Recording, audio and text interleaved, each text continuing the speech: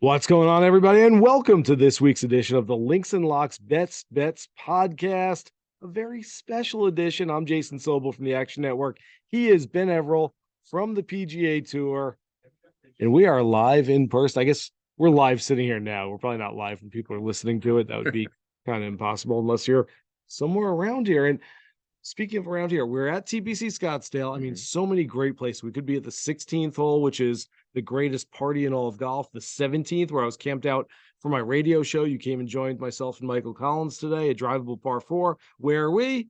We're in media dining, of course, Benny. Yes, that's it. We're in the cart barn, basically underneath the clubhouse, getting this out for the loyal listeners, as we like to do. But yeah, mate, it's awesome. The biggest party in golf, right? This week's WM Phoenix Open. I'm excited. I know you are. The first full field designated event of 2023.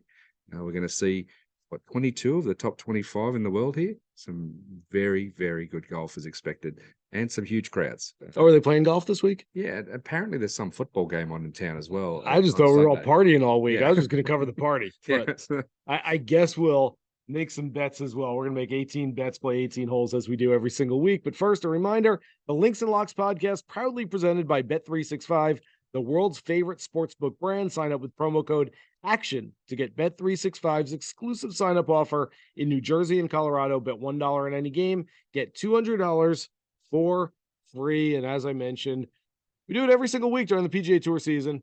We play 18 holes. We make 18 bets.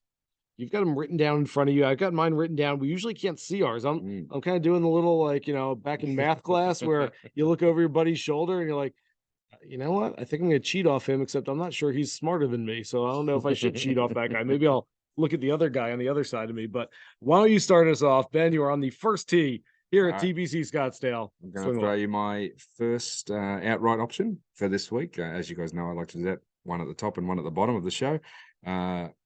Disclaimer, two guys at the very top, our top favourites in Jon Rahm and Rory McIlroy, are not theoretically in my outright market. That doesn't mean I think that they won't win. I just think that their odds are starting very slow, very low, about 800, 750, etc. So as you guys know, I like to sort of stay back, or like to advise to stay back when it's that low in such a stacked field. So I'm trying to find a little bit more value for the punters out there, the bettors. And I'm going to start with the man who was runner-up last year, Patrick Cantlay. Now, correct me if I'm wrong, and I think we did this. We spoke leading in last year. It was his first time playing, and I'm pretty sure I said he had no hope because I didn't think he would handle the big crowds, everything that was going on, as great a patty ice as he was, etc. I just didn't think it would suit him, and it turns out it suited him just fine because he had a very good chance to win. I saw him this morning here.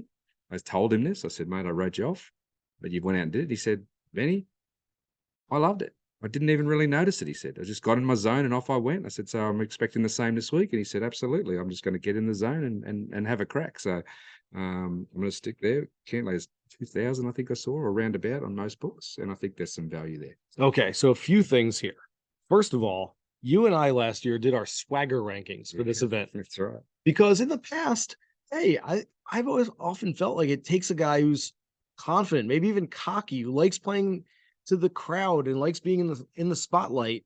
And so it's played out. Brooks Koepka is one here. Rickie Fowler, Gary Woodland, Phil Mickelson. They've all won this tournament. Okay, you think, all right, it takes guys like that.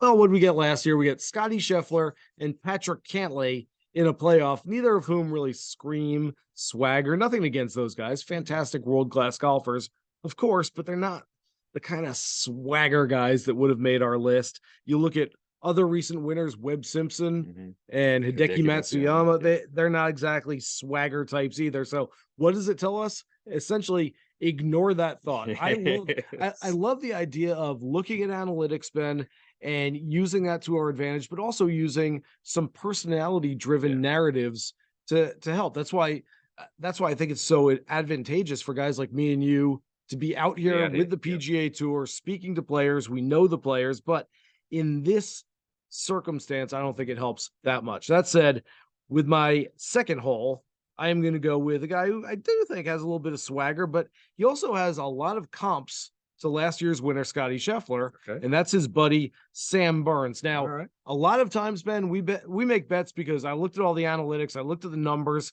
I love a guy's intersection of form and history. Sometimes we say, you know what? I just got a gut feeling about him. I really like him. Other times, and that's what this is, you just look at the number and say, boy, the books put out a bad number there. I'm going to jump on it. Sam Burns started at 55 to 1. He's now down to 45 to 1 in most books. That is an egregiously big number for a guy who's won 4 times on the PGA Tour. I get it. He was a little banged up at the end of last year. He looked a little rusty at the beginning of this year. In his last start at the American Express a few weeks ago, finished in 11th place. He's got 3 missed cuts and 4 starts here in the past, but that doesn't bother me much. He's a very good player, and I'm just basically attacking a big number this week. Yeah, like you said, when you got those similarities, as you said, to last year's winner, who, by the way, I did pick last year. It was one of the only ones I actually think I got on the pod. Way to keep patting yourself on the back. I'm just going to keep going with that. Yeah, well, put that on Twitter too. Okay, excellent. I'm going to go to a top 5 play for the 3rd hole.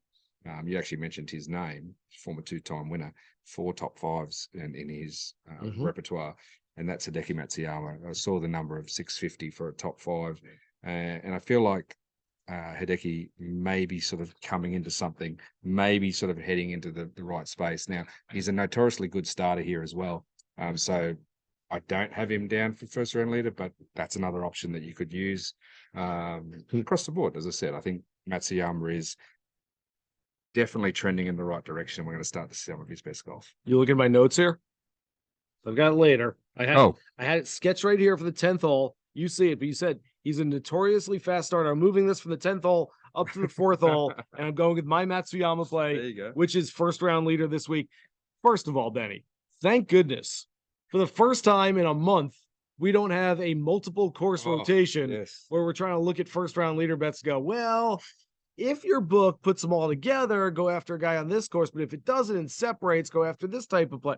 I mean, finally, we can just look at everybody in the same field. Secondly, you're right about Hideki, a career round 1 scoring average of 67.56 here at the WM Phoenix Open. That includes a pair of 65s the 2 years he won this golf tournament. Loves playing here. I'm still a little skittish on Hideki for 4-round bets just because over the past year, he's been, I think, the toughest top-level player to predict on a regular basis, because you think he's playing well and you play him and all of a sudden he withdraws. Yeah. And then you're like, all right, I'm going to write him off. And then he finishes in 3rd place. And then you jump on him again and he starts missing cuts. And you're like, what is going on? I cannot figure out Hideki Matsuyama, but hopefully for Thursday, at least we can figure him out. He's 40 to 1 for a first round lead. All right, I'll jump one of mine ahead from my notes too, and I'll go to hole 5 with my first round leader stuff, since we're talking on that concept. I don't disagree with anything you said there, obviously, with Hideki, but this is where I'm looking at, as usual, maybe those favorites we talked about earlier, but Xander Schauffele. All right, you get 3,000 plus 3,000 on him. His average on Thursdays at this event is 67. He has a morning tee time start on Thursday, which I think would be beneficial. What is he?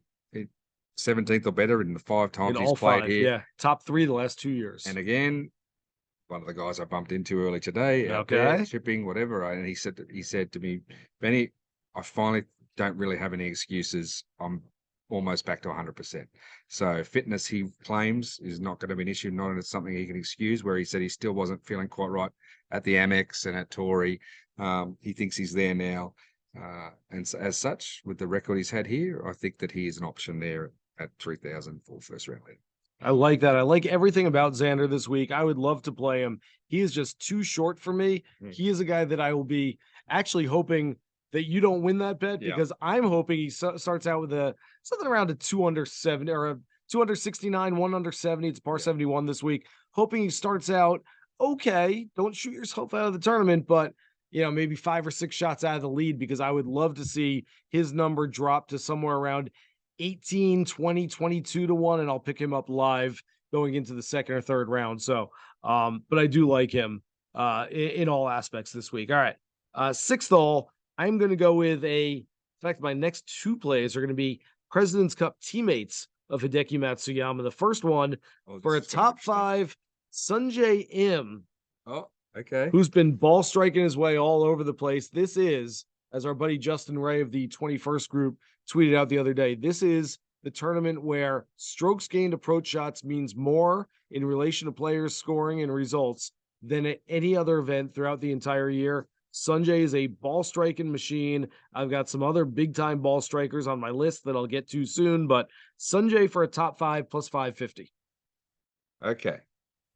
So again, I'm going to move things around here. I do like Sungjae this week. I'm guessing that because you haven't mentioned the other guy that is his teammate, that you and I are going to disagree now.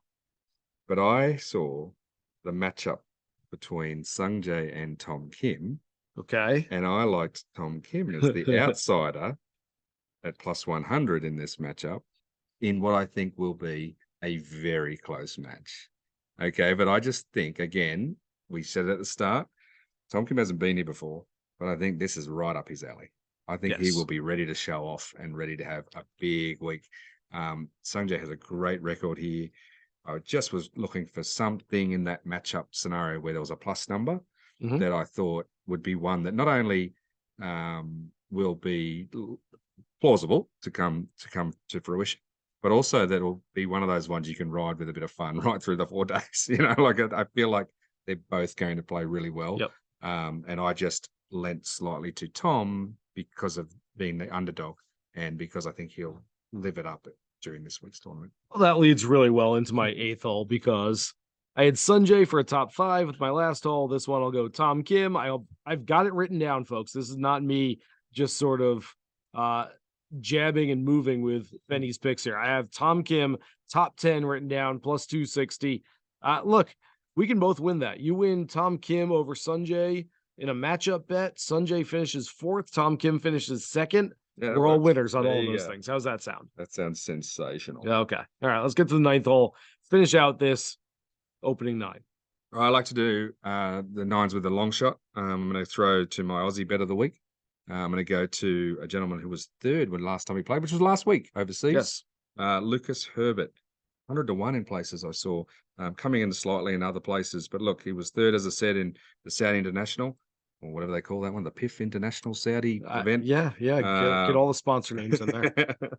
And I just think he's the type that has a chip on his shoulder and likes to entertain, right? So he is sneaky funny. He is the type that will want to play up to the crowd. He's only played here once. He did miss the cut, but that was early on in his tour life. I spoke to him, I said briefly again today, and he's like, how good is this? This is going to be chaos, and hopefully I'm the one providing some highlights. So he's a little cocky, little chip on his shoulder, and I think he wants to prove that 100 to 1 is so far off the mark. He's got something to prove. He's also like one of the best putters on tour, by the way. I'm well aware. I spoke to one player who came across from the Saudi International, and I said, hey, how you feeling? You a little tired? And the player looked at me. It was not Lucas Herbert. He said, well, I'm alive. And I really wanted to make the point that, well, you know, where you came from, that's not always a given. So as we make the turn here on the Links and Locks Best Bet podcast, we're going to talk some more Lucas Herbert in just a second. I have a feeling. One more reminder, Links and Locks podcast, proudly presented by Bet365, the world's favorite sportsbook brand. Sign up with promo code ACTION to get Bet365's exclusive sign-up offer in New Jersey and Colorado. Bet $1 on any game, get $200 for free. We get to the back 9, 10th hole. It's my play, my tee, and I'm going with Lucas Herbert. I've got him listed here for a top 30, Benny. I had never spoken with Lucas Herbert until today. Had him on the radio show. He actually hung out with us on the 17th tee for a while. The green was clear. He was ready to go. And he's like, man, I'll keep the headset on. I'll hang out with you guys. Benny, I'm going to be honest. I've never really met an Australian that I actually liked before, but Lucas Herbert seems like a very nice guy. Yeah, he's a genuine, you know, he's, as I said, he's a little quirky. He can be a little different to most Aussies, actually. He's a little different, but in a good way. He's sneaky funny, as I said before. And yeah, as I said, I'm prepared to give him the benefit of the doubt. I think he's going to have a good week. I think so too. I'm playing very conservatively, top 30, but I'm getting a plus 160 number on that. That's a pretty good number for Lucas Herbert this week. Not bad. All right, mate. Well, let me go to we're at the 11th hole, and I'm going to go into Bet365's, you know, plus or minus essentially, where they've got those minus 120, and you're either going to say that they're going to be a certain position or better or not. And it's your man, Keith Mitchell, minus 120 to be 50th or better. I mean, come on. Come on. Like I No saw that respect. one. I was like, the dude had a really good chance at Pebble. I know that went long, but it wasn't like super long. T10 in 22, T16 in 20. Like 50 or better, I'll take that. I was speaking with his manager, a longtime friend of mine, earlier today, and I said, "Man," he goes, "Man, I've been reading your stuff." I go, "Oh, well, I'm sorry.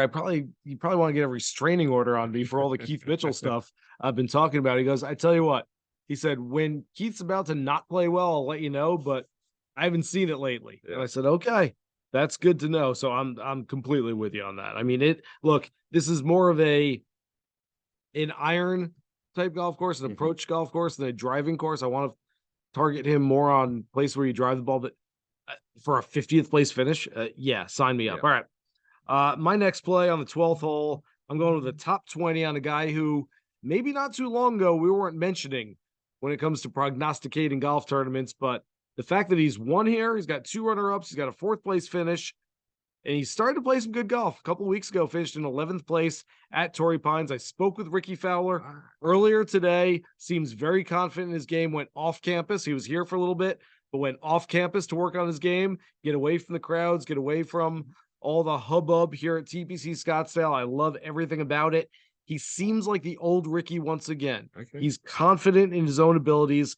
I would not be surprised to see a title contention again, top 20 plus 225. Because he had that infamous ruling scenario with his ball rolled. That's right. A few years ago, and that rule's been changed basically because of what happened to Rickie Fowler. So I'm sure we'll revisit that at some point in the telecast this week. But all right, I'll go to my next play is a top 10, and again I'm going back to the well from last year, like I did with Cantlay, to Sahith Theegala. Oh yeah, plus 450 for a top 10. He was 3rd last year, and honestly, people always say, "Oh, a bit of bad luck." No, but he really had some bad luck. He had pumped his tee shot on 17 when he had the lead down that hole, and it just hit the downslope on the left side and kicked so far hard and sort of to the left. Eventually, rolled all the way through into the water, and he couldn't get up and down from there. Made that bogey and fell out of contention when it looked like he was going to win as a rookie on the PGA Tour. Spoiler alert, I won't give much away, but the subject of the great episode in the new Netflix show coming out next week, Full Swing, is the Theegala rookie episode, if you will, that'll come later in the series. It has parts of this week here from a year ago, and it's like very emotional stuff. So I think Theegala will have a bit of a point to prove. He'll want to play well again. And 450 was a decent number for top 10. Saw him earlier today coming off the 16th hole, just said hi again. He just oozes confidence. Looks like he belongs out here. Benny, you played Theegala, you played Mitchell. You're about a top 40 wager on Doc Redman away from playing the Sobel Greatest Hits mixtape out here. I'm going to go instead with the top 40 for my 14th hole on another guy that I talk about a lot, just based on his ball striking abilities. Looks like he was starting to come back a little bit after some poor play before going to Pebble Beach. But Matthew NeSmith is a guy who's a top 30 ball striker in the world with his irons and wedges. Yes, he's got to hit some drives. Yes, he's got to make some putts, but top 40 isn't asking too much. That's basically in the top, 27, 28% of this field. Plus 200 this week. I'm getting 2-1 odds on NeSmith, so I will take that here. Yeah, I'm a fan. Comes from a great course out there near Augusta that we like to get out on. I'm actually wearing my pullover from there right now. Oh, lovely. Awesome. Okay, 15th hole. This is where I'm going to talk some Rahm action, okay? Okay. Rahm, 7 out of 7 making cuts here, all 16th or better. Clearly, you can't ignore him, right? He's won twice this year. He sort of let things down. I guess he was going for the triple at Torrey. He was in position through 3 rounds. I think just he was fatigued. And when he made that small error early in the final round, he let it get to him. Mm-hmm. And little cranky John came out for a minute, right? Yep. And by the time he got himself back together, it was too late. It was almost like he was expecting something to go wrong, and the fatigue factor hit him. And I think he now realizes that. And I think he's fairly annoyed about it, but in a good way. He's ready to make amends for what happened there. And I don't love the number, as I said, to begin with. So you can think first round leader. And here's a random one for you. So his position, by the way, he's minus 120 Bet365 is 12th or better. Might be an option there. Yes. Random one. 9,000 for a hole in one. Can Jon Rahm make a hole in one on 16? I hate that. I mean, I'm talking if you're going to do $1 or something. Yeah. Can you imagine? We had what was it? Sam Ryder last year with the chaos, and of course we had the Harry Higgs shirt scenario and whatnot, and Joel Damon, but the roof would be not quite, but almost like the Tiger Woods ace. Slow that down. There was no stadium like it was when Tiger did it. Now it would sound louder, even though it wasn't loud. How about that? Plastic cups this year. Yeah. Plastic cups to throw at the players on these 16. I did notice that like just any hole in one any time this week is negative. My understanding was because they're assuming, I think the books, that the tour may at least on one day, probably Saturday. It's Saturday. Have that nice little feed-in pin. It's Saturday. It's the same pin it always is. The balls are going to track right at the hole. One of them's going to go in, and everyone's going to go nuts. It's great. Anyway, so I'm advocating hold back on Rahm, even though when I said that at Kapalua, he came out and led from the back of the field because he does start in the afternoon Thursday again. Yep. So maybe even you just wait till right before he starts, and you might at least get it from 800 to 1,000. Who knows? Don't underrate how much this event means to Jon Rahm. Mm-hmm. He showed up here in America less than 10 years ago, about 10 years ago, as a college freshman at Arizona State who didn't know how to speak English. Yeah. His journey has come full circle to being not just a player who's very fluent, who's eloquent and become a leader and is a voice on the issues in the game that we trust and respect. And I think it would mean a lot for him to come full circle in this city at this event and to win this one. By the way, also, you know how we like to say, hey, you can't neglect the first guy you see all week. Yeah. I'm staying with Michael Collins this week. We've got a little rental place. We drove in together, got out of the car. We start walking. First player we see, Jon Rahm.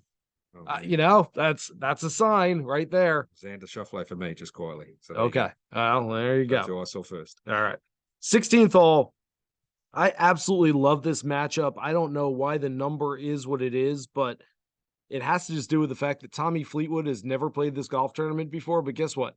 Tommy Fleetwood's played a whole lot of golf courses and a whole lot of golf tournaments all over the world, and he shouldn't be too flustered by coming to a new one. No. At even money in a matchup over Adam Hadwin, that feels like a smash play for Tommy Fleetwood. Nothing against Adam Hadwin. I like him. I like his game. Tommy Fleetwood's a higher class of player than Adam Hadwin is. Oh, you're smashing my former international team member, Adam Hadwin, are you? The Canadian from... I picked like half the international team already. Yeah, look, no, mate. Yeah, as I said, sometimes you just see something that feels right. And I haven't seen Hadwin's record. He haven't had a good look at it. But you're right. It's not like Fleetwood needs to go around a place like this to be able to play well at it. Yeah. The key will just be knowing where not to hit it in the water. As long as he doesn't put it. See that blue stuff over there? Don't hit it there. Yeah, and I mean, what was it? Well, only a few years removed from when he played some pretty good Florida golf, where there's a lot of water around. So Honda plays well at the Honda almost every year. All right, my 17th hole outright pick number one. Again, just trying to get away from the top level favorites, but I'm going to go to Justin Thomas. Justin Thomas around 20 to 1. Third twice in this event, 8th, 13th again. Look, a little less confident after actually seeing him this week on the match. He seemed to be grinding more. He was grinding. Anyone else out there. So that's a huge caveat. If I was to pivot, I'd pivot to the guys there and around him. And I've just looked over your shoulder, and the one that you will mention, so I'll leave it for you to mention, would be one that I might pivot to. But yeah, look, I liked Thomas prior to seeing him. I'm a little less gung-ho, but I don't like to be the guy that pulls late. I'm still going to stick with it for now.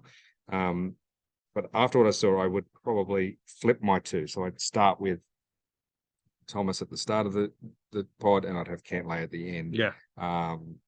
just went with what I originally had because I feel like there's a bad omen in that, one of those superstition things for me. But yeah, he didn't look like he was very happy on the range today. Let's just say that. This is a second shot golf course. In my mind, of all the great ball strikers out there, there are 3 iron players who are head and shoulders above all other iron players in the world right now. One of them is Will Zalatoris, who withdrew last week. Hopefully he's healthy. Hopefully he plans to play Genesis. Okay, He's just a little bit off. Okay. Needed a rest for that back. All right, good to know. One of them is Justin Thomas, who you just mentioned. The third is Collin Morikawa, who I know a lot of people are going to hear that name and go, oh, man, he choked at the Century. He didn't get it done. He had a big lead going to the back 9, couldn't get it done. I'm not betting him. You're not wrong about that, other than the fact that you take that away, he still has 2 top 3 finishes in his 2 starts so far this year. The ball striking numbers are absolutely jumping off the page. You have more shots from the 150 to 175 yard range on this golf course than any other 25-yard range. That is the absolute bread and butter for Collin Morikawa, a little 9-iron into some of these greens where he can just dial it in and hit that cut that he likes is going to be perfect for him. I love the number when it first opened up. He was 25 to 1. In many of the books, he dropped to 22 to 1, then 20 to 1, currently 16 to 1 at Bet365. I don't like 16 to 1 as much as I like 25 to 1. You know, that I'm just going to go throw that out there right now, but I do like everything about Collin Morikawa. He's only played here once before, a T25 3 years ago, but that doesn't bother me too much. I think Morikawa is good enough to show up any place, anytime, anywhere, and go win a golf tournament. Yeah, 100. As I said, I looked over your shoulder because that's the guy I would have essentially pivoted to had I not stuck with the original thought on Thomas. Now, look, I'll go back here all in on Thomas if tomorrow I watch him and he's got rid of that little cranky look and looks happy again. So, as I just said, I want to put that little caveat out there. Didn't get a lot of confidence today, but that doesn't mean you should write him off just yet. It was at media day yesterday, by the way, for the Super Bowl. Yeah. He's friends with Patrick Mahomes, so expecting, that he's probably, hopefully he's in the mix and they both can be winners potentially. We'll see. I'm certainly rooting for the Chiefs after hanging out with my radio co-host and Eagles fan, Michael Collins, all week. I told him every time he mentions the Eagles, I'm throwing another 20 spot on the Chiefs. Well, I can only claim that my Rams are champions for a few more days. Well, congratulations on your Rams. That's right. I made a transplant into Los Angeles, so that's the team we picked up. It was good fun last year, at least. I hear you. Not so much this year. Super Bowl will be fun this week. This is going to be an absolute fun week here. I was going to say something else, but well, let me ask you this. Yes. I mean, if you could make one up, there's not out there right now. Okay. This is not official. If you could make up some sort of random prop bet, the golf into the Super Bowl. We've got them already on the Action Network. Myself and my friend Colin Wilson, your friend as well. Yeah. There are a few of them out there. Let's take a look at. How about Rory McIlroy's round 4 birdies here? He made 9 in his only other start here at the WM Phoenix Open 2 years ago on Sunday.